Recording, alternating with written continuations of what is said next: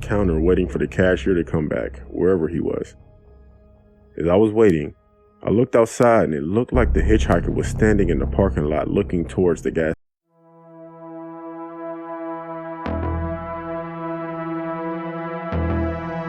Nightmare Files.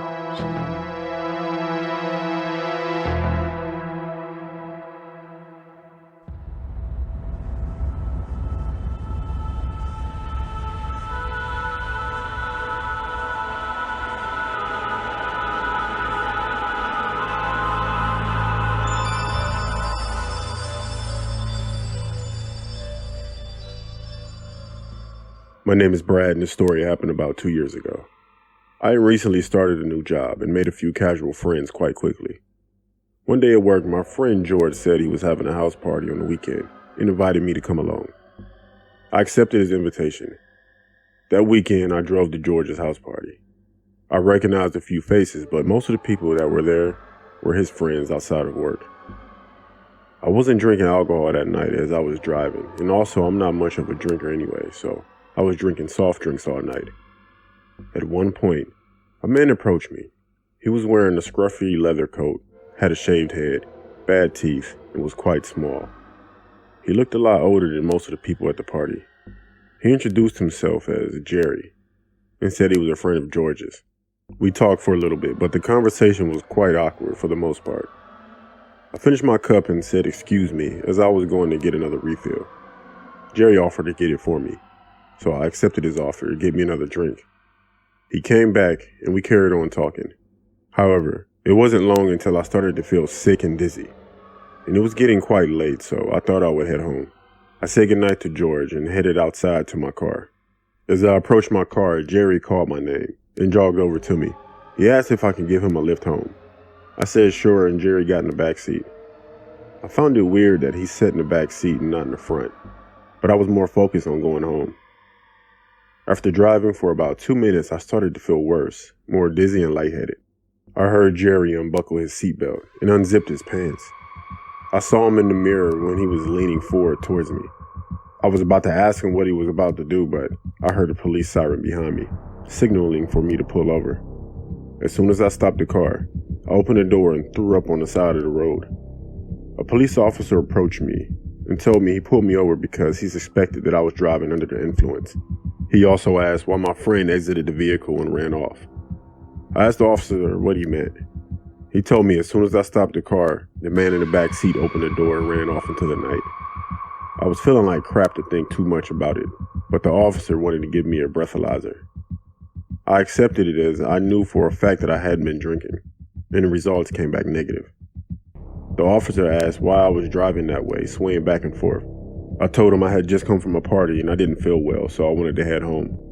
The officer looked at me for a moment, and then asked how well I knew the person that was in my car. I told him I didn't really know him. I just met him that night and was giving him a lift home. The officer then said he suspected that the man had spiked my drink. It was probably about to assault me. It made sense, and I told him that before I pulled over, he unbuckled his seatbelt and pants and was leaning forward. The officer said he would send out a patrol looking for the man who was in my car. He was very kind and trusted me when I told him that I felt fine and I can drive home, so he let me go. The next day, I told George what had happened to me and asked if he knew Jerry. George told me he didn't know anyone named Jerry, but he said he would ask around if anyone knew Jerry or recognized my description of him. Unsurprisingly, no one knew him. I often think how lucky I am that the police officer was there and caused Jerry to flee from my car, proving that Jerry had malicious intentions. Otherwise, who knows what might have happened to me that night. Be careful who you pick up. Be careful when you drive around at night.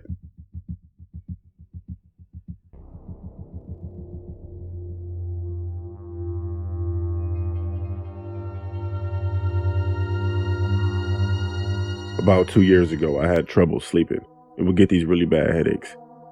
I spoke to a friend of mine about it, and he suggested that I should go for a night drive, as it helped him when he was stressed out. I started going night drives whenever I was having trouble going to sleep. One night I was driving, and it was very foggy and lightly raining. I looked in my mirror, and in the distance, I could see headlights. It was a bit unusual to see a car at the time of night, but it wasn't anything suspicious. The headlights faded away and I couldn't see them anymore. About a minute later, all of a sudden, the headlights were back and right behind me, driving very aggressively, beeping their horn. I slowed down to let them pass me, but they didn't. They kept tailgating me. So I decided to pull over and see what their problem was, but when I stopped the car, they drove straight past me and disappeared down the road into the fog. I took a breath and then carried on driving. About 5 minutes went by and I saw headlights in my mirror again. I didn't think it would be the same car as they had just passed me, but when the headlights sped up and were right behind me, once again beeping their horn and tailgating me aggressively, I knew it was the same car as before. I didn't understand why they were acting this way and how they were now behind me even though they drove past me. I didn't pull over this time. Instead, I carried on driving.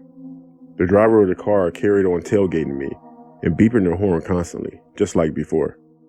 But it wasn't long before the car lost control and swerved off the road and crashed into a tree. After seeing the car crash behind me, I stopped my car abruptly. I hesitated whether or not to get out and check to see if the person was okay. They seemed to be out to cause me harm specifically, but I couldn't leave the area knowing someone might be hurt. I turned my car around and drove up to the tree where the car crashed. When my headlights reached the tree, there was nothing there. There was no car, no tire tracks, nothing. I started to think I was losing my mind and not getting enough sleep. I headed home after finding nothing. The following day, I told my friend where I was driving and what I experienced. He laughed and said I might have seen a ghost. I thought he was joking, but he told me the road I was driving on was known as Death Road. I asked him why it was called that, and he told me apparently years ago, a drunk driver was aggressively trying to knock a car off the road until he lost control and crashed. He died at the scene. I'm not a person to believe in ghosts or supernatural stuff, but what I witnessed was so real, and the fact that I could hear the car right behind mine and hear the crash makes me believe I did experience something paranormal that night.